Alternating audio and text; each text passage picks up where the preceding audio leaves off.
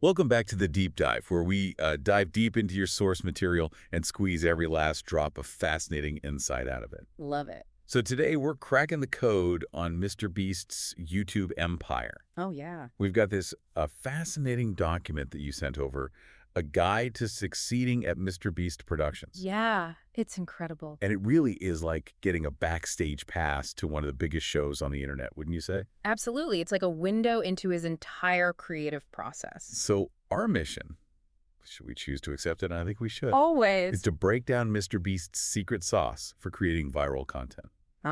Consider this your masterclass in YouTube domination MrBeast style. Love it. Where do we even begin with this thing? There's so much here. One of the things that jumped out at me was the emphasis on data. This isn't just like, hey, make a cool video and put it online. It's a very data-driven approach, but with this emphasis on, I guess you could call it a wow factor. Like a wow factor on top of all the data. Yeah.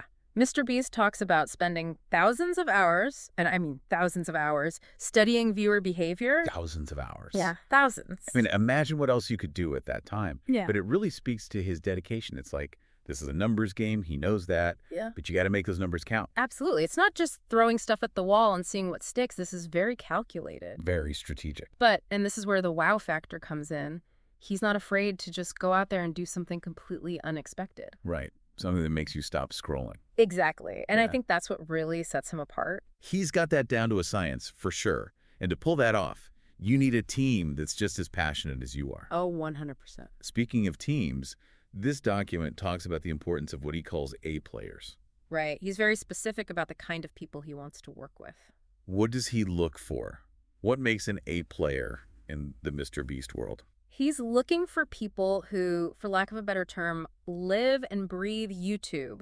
People who are constantly analyzing trends, experimenting with formats, who are pushing the boundaries of what's possible on the platform, you know? It's like he's assembling, like, the Avengers of YouTube. Yeah.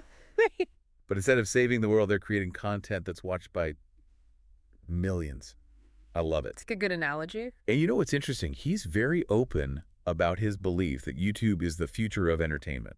He's not shy about that at all. Not just a future, the future. Right. He sees YouTube as, like, the ultimate platform for reaching a global audience. When he's putting his money where his mouth is. Oh, absolutely. It's a bold statement, but you can't argue with his success. And that's the thing. He backs it up. He's not afraid to shake things up. No, he is not. And a big part of that success, I think, is his understanding of how YouTube works. Yeah. How people watch videos, how to keep them hooked. It's not just about throwing a dart at a dartboard. There's some real strategy there. Yeah, absolutely. This is not accidental. This is calculated. And that's where this whole virality formula comes in. Yeah, so he dives deep into the data. Oh, yeah. And he focuses on three key metrics, mainly. Or CTR, AVD, and AVP. you got it. I have to admit, my eyes glazed over a little bit when I first saw all those acronyms. Sure. But he explains it in a way that even I could understand. And they're important. Yeah. Even if you're not trying to build a MrBeast empire, it's Totally. important for anybody who's making content to understand this stuff. So break it down for us. Okay, so CTR, that's click-through rate. Okay. It's all about that first impression. Right. When your video pops up in someone's feed, how enticing is that thumbnail? It's like the cover of a book. Yeah. You gotta grab them. You gotta grab them right away, or they're gonna keep scrolling. Each page, gotta hook them. Exactly. And then there's AVD, Average view duration. average view duration. How long can you keep them engaged? Oh yeah, gotta keep them watching. The longer they watch, the more YouTube's algorithm recognizes your video as quality content, and they promote it more. So watch time is king, essentially. Watch time is absolutely king. But it's not just about keeping them glued to the screen for as long as possible, right? He also talks about AVP. Right. Average percentage view. Yeah. So are they watching all the way through, or are they bailing halfway? He uses these metrics, like, religiously, almost obsessively, to analyze what's working and what's not. He even includes some real examples of, like, retention graphs from his videos. Wow. It's really fascinating to see, like, the data behind these viral moments. It is. It's like the science behind the explosions. You know what I mean? It is. You realize how much thought and strategy goes into every second of these videos. And speaking of explosions, That world's largest bouncy castle video. Oh, yeah. You can literally see the spike in engagement when he first reveals that massive bouncy castle. It's incredible. That's a perfect example of the wow factor, right? But what's really interesting is how he maintains that engagement throughout the entire video. Yeah, how does he do that? He talks about the first minute being make or break time. Yeah. You got to grab him in those first few seconds. Totally. And he does that by setting up these big, crazy moments right away. You know it's coming, but actually seeing it. Right. It's a whole other level. And he doesn't just show it for a second and move on. He milks it. Oh, he milks it. And he knows that's what people are there for. Absolutely. He's giving the people what they want. Exactly. And then he's very strategic about bringing those viewers back in if their attention starts to fade. Oh, he talks about re-engagements. Yes, re-engagement. There's a little moment throughout the video that are designed to recapture your attention. Around that 3-minute mark. Oh, yeah. The 6-minute mark. The crucial drop-off points. Exactly. It's like he's anticipating those lulls in the action, and he's preemptively countering them with something even more exciting. Like when he brought in that giant crane during the 100 Days in a Circle challenge. Oh, yeah. To lift the house into the circle. Like, that's a re-engagement. Talk about a re-engagement. I was on the edge of my seat. Like, how are they going to do this? So good. And it keeps people coming back for more. Exactly. And it's one thing to hold someone's attention for, a 3-minute short. Right. But these are 10-minute videos. Sometimes 20 minutes, like, that's a whole TV show episode. It's incredible that he's able to pull that off so consistently. It really is. It's a testament to, not just his understanding of YouTube's algorithm, but also just, like, human psychology. Absolutely. He knows how to create content that's both bingeable and rewatchable. It's amazing how he balances, these big explosive moments with this incredible strategic understanding of pacing and, like, viewer psychology. It's a real art. It is. And it's not all about the giant bouncy castles and million-dollar giveaways. Right. The document actually emphasizes that some of his most successful videos came from surprisingly simple ideas. Really? Yeah, he uses this great example. Doritos, or $20,000. Okay, Doritos or $20,000? I'm intrigued. So imagine you're making, like, a gaming video. Okay. What's going to be a more compelling prize? A year's supply of Doritos or a stack of cash? I mean, probably the Doritos, right? Exactly. That's unexpected. It's about creativity over money. I love that. Sometimes the most effective solutions are the ones that don't break the bank, but they require you to think outside the box. Yeah, you got to be scrappy. Exactly. It's like that old saying, necessity is the mother of invention, right? 100%.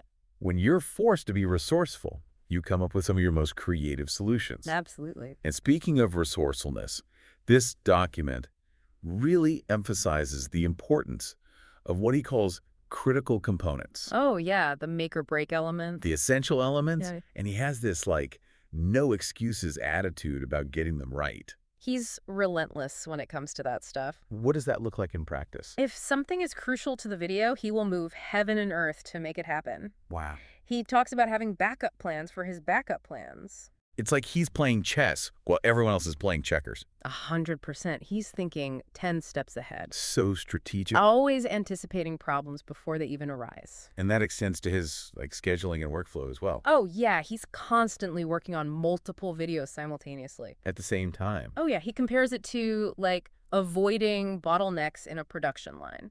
So if one video hits a snag, he's got several others in the pipeline. Exactly. Keep the content flowing. It's brilliant. It's all about maintaining momentum. Which makes a lot of sense when you consider how much he emphasizes communication and transparency within his team. Oh, he's adamant about fostering open communication. What does that look like? Everyone feels comfortable sharing ideas, giving feedback, addressing concerns, no matter how big or small. And that's so important, not just from a logistical standpoint, but also just to create that positive and collaborative work environment. Absolutely. He also stresses, like, treating everyone with respect, fostering a fun and authentic atmosphere. He wants people to genuinely enjoy being there. And never, ever faking reactions. Offer. He's all about authenticity. And you can feel that in his videos. 100%. The energy is just infectious. It makes the viewer feel like they're a part of it. Like we're all part of the MrBeast family. Right, and that's what's so special about it. So for our listener out there who's, furiously taking notes right now, trying to absorb all this MrBeast wisdom. Trying to crack the code. What would you say is the biggest takeaway here? What should they be focusing on? I think one of the most important things is what he calls the consultant mindset. The consultant mindset. Okay, I like it. Doesn't matter what field you're in, there are experts out there who can accelerate your learning. Find those people. Find those mentors. Find those people who are doing the thing that you want to do and learn from them. It's about being a lifelong learner, right? 100%. Always seeking out new information. Never stop learning. Never stop learning. And never be afraid to ask for help. Because no doesn't always mean no. Exactly. Persistence is key. So key. Well, this has been an incredible deep dive, and I feel like we've barely scratched the surface of this document. It's so much more to unpack. But if our listeners are ready for more Mr. Beast secrets, oh yeah, we are here for you. We will dive back into the data, but for now, we're going to wrap things up. Sounds good. Until next time on The Deep Dive, keep exploring, keep learning, and keep diving deep.